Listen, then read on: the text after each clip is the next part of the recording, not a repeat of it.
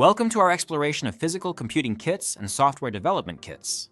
These tools are essential for building interactive systems, providing the necessary components and frameworks for developing both functional prototypes and final products.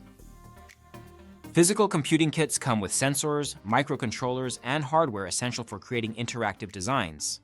They are particularly useful in developing IoT devices and smart interfaces, allowing for rapid prototyping and testing of innovative ideas.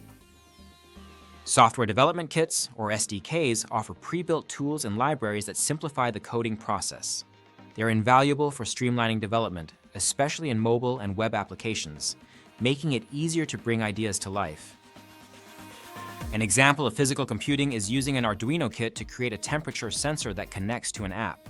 This demonstrates how these kits can be used to develop practical and interactive solutions in real-world scenarios. In conclusion, physical computing kits and SDKs are crucial for transforming interactive designs into reality.